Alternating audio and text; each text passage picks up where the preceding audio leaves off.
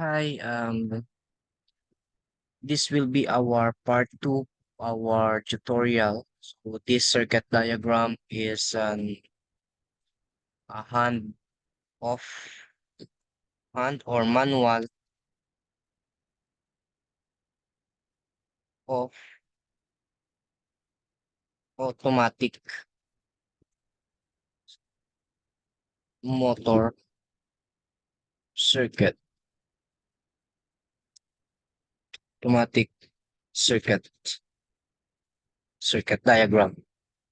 Change this font style to blue one. We will need some blue here. So this is our circuit diagram for manual of automatic circuit. So this was created on our last video tutorial, but today's video we will continue on our part two, which will use an indicator light for us to distinguish the operation of the circuit. The motor is running, stop or at fault. So, but before we insert the indicator light, let me use the normally open contact of pressure switch. So I will replace this one to something normally open contact for our pressure switch. So we label this as P. This is what we call the pressure switch. Okay, okay. So normally open contact is something. Example of this is the air compressor motor control circuit diagram. So once the air compressor um, below its minimum set air pressure in a pressure tank, it automatically something the motor operates or run. So we'll delete this one. Let me simulate this one. On circuit breaker, off, we will automatically Uh, once the selector selected in automatic position, it automatically operates without intervention of manual push button. So, say for example, if the air pressure is below or the water pressure is below the set point of your water pump system, it automatically activates the motor. So to do this simulation, we need to manually override this. Okay. So once the pressure is below the set point, it automatically runs the motor to maintain the pressure. Once the pressure is stabilized within the line, it automatically shut off. Okay. So for the part two power tutorial, we will use an indicator light if it is in running, if it is stop, if it is at fault. So we will add something indicator light. So we will use an indicator light. Okay. Let me move this one.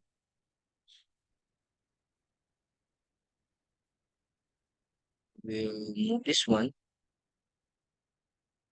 and we will use three indicator. So this three indicator light will determine if the motor is in what state. So we will label this one as H1. This is what we call the green push button. Okay. We will use this one H2, the red push button. This is the red indicator lights rather. So this will be our H3. Pilot light 3 will be the something yellow, indicating it is at fault. So we'll connect this line here. So connect this one. Let me adjust this one. Okay.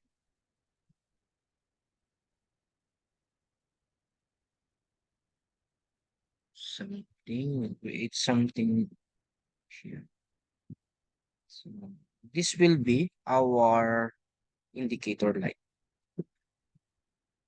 for uh, running and fault. So we label this one as um, run indicator.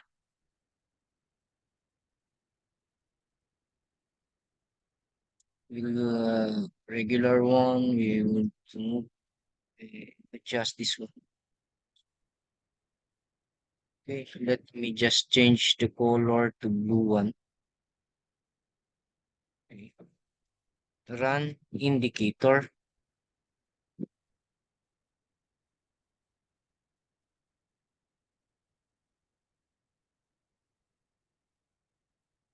So next is the stop indicator. Stop indicator.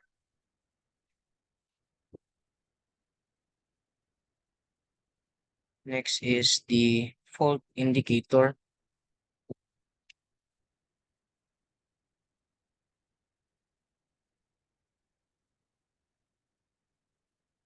It's the fault indicator. And we will use auxiliary contact of the magnetic contactor. When we say auxiliary contact, it you can use this type of auxiliary contact of circuit breaker, a motor control or magnetic contactor. This this auxiliary contact is attached, no? Attached uh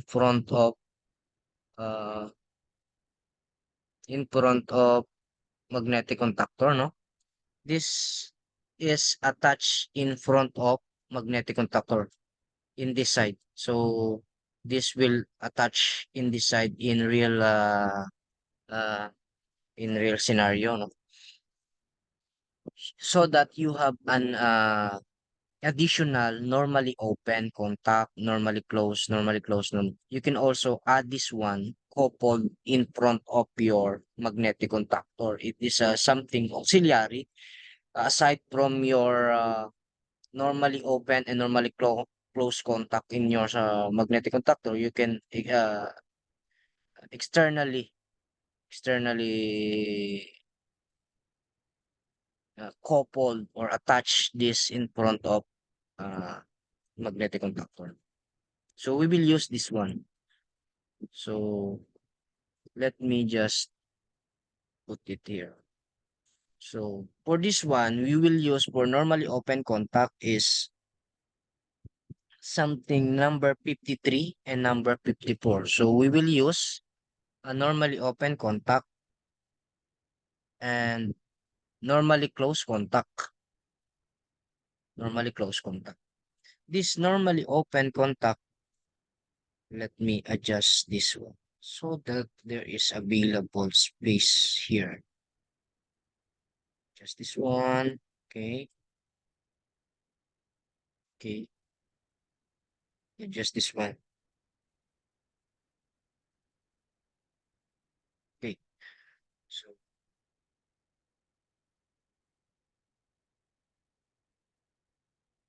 we will use this as KM1. So this, since it is an auxiliary, we will label this as auxiliary contact. Auxiliary contact.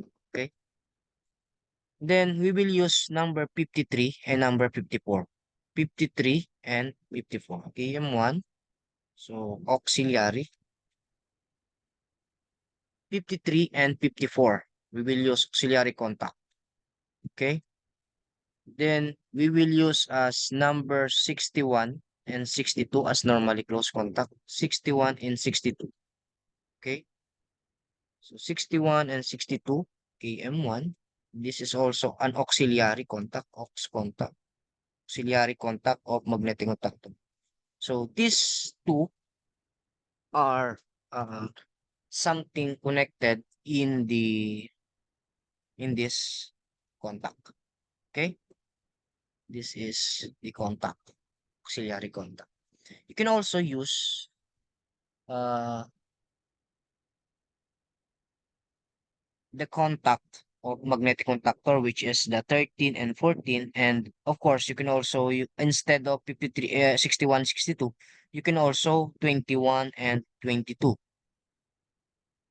Or, or you can also use the 13 and 14. You can also use this one, 13 and 14. But since it something uh, much more can also use this one since you have a selector switch. So if you have used 13 and 14, it is something complicated rather than using this kind of auxiliary contact. But in this tutorial, you can also use that, or in this tutorial, okay, I will use this type of auxiliary contact. You can also use that way. Okay. So for this one, this will be our fault indicator. We will use something normally close,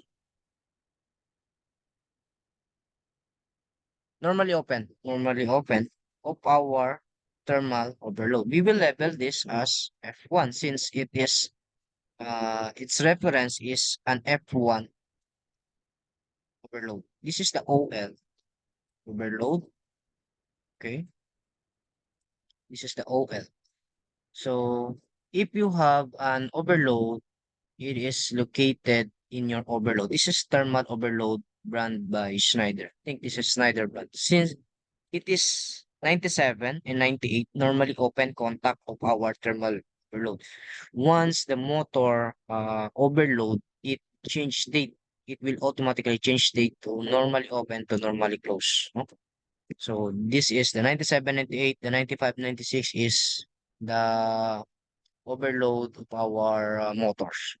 So once the reach the overload, it will this normally closed one will automatically open. This normally open this will automatically close. Okay.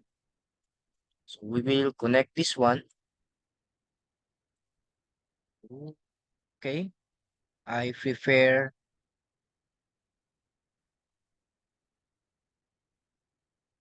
you can also use this in you can also connect this connection or you can also connect this one, but I prefer to use the bypass connection of 96 with here with this connection. Okay. So, or you can also use this one directly to line one,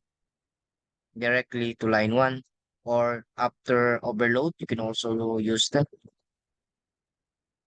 So we label this as, and let's see what happens. So we will simulate our manual automatic circuit. This manual automatic circuit. So we'll energize the circuit on the circuit breaker, circuit protection, disconnecting fuse, the circuit breaker. So you will notice that the red indicator uh, turns red or turns activate or energize because it is connected directly to the normally closed contact, even if your selector is in off or automatic or in manual mode. So once the magnetic contactor energize, if I set the selector switch in automatic mode, the green push button will not energize unless the motor activates. Okay. So for the first scenario, we will use a manual mode, which will be the intervention of the manual push button switch. Activating the push button switch activates the motor, activates or energize the green indicator, indicating the motor is running. Once there is a overload,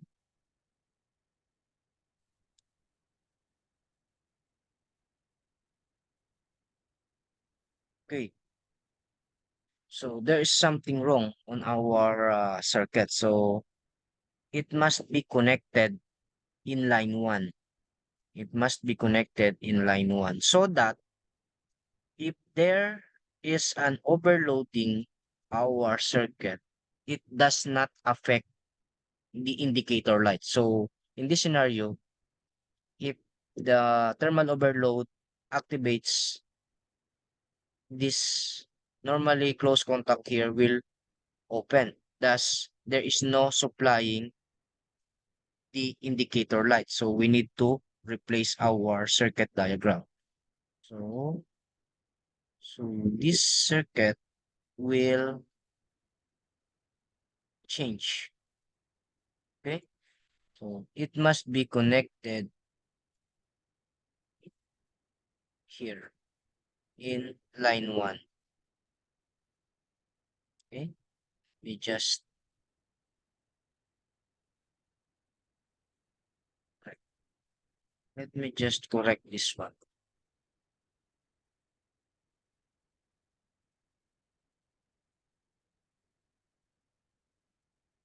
Okay.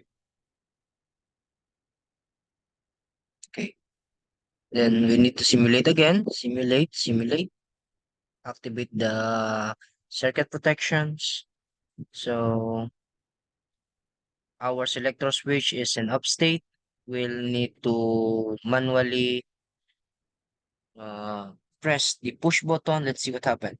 So the same scenario, motor will run, indicating it is running with the indicator light. But if the motor trip off, so we need to replace first the color one. No? It must be yellow. Okay. Okay. Simulate again. Simulate again. Okay. Okay. Press the momentary push button indicating it is running. If there is a fault, the yellow indicator must be activated and the motor will turn off.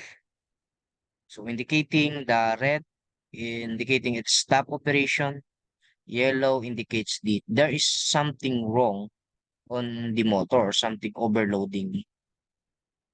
So it is indeed function as it is, no? So you need to reset the thermal overload. You need to reset the thermal overload. Let's see if in a in a 2D scenario, 2D scenario.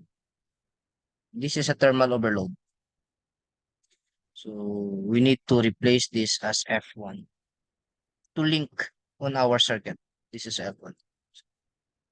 Activate, energize. So we need to manually, since we press the push button, indicates the motor is running. But there is a fault, F1.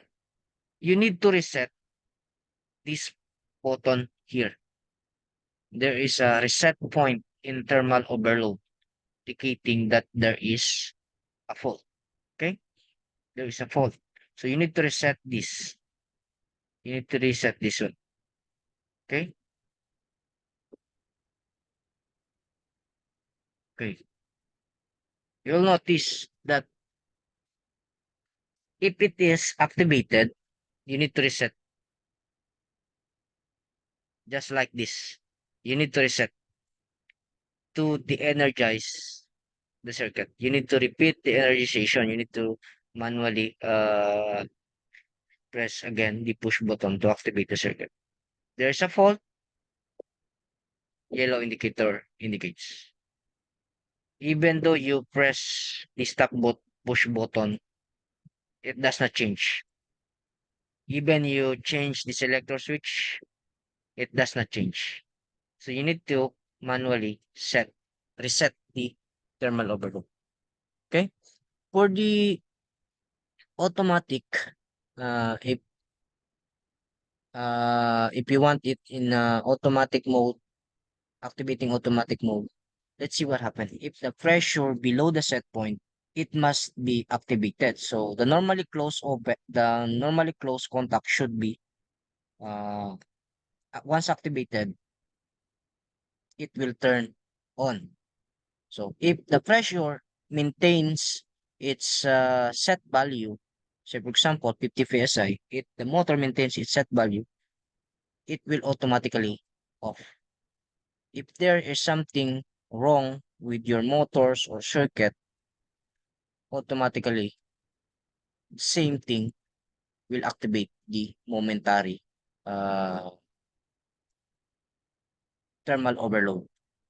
This thermal overload. You need to reset this one.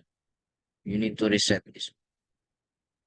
You notice the how it change the state's operation of an overload, thermal overload circuit.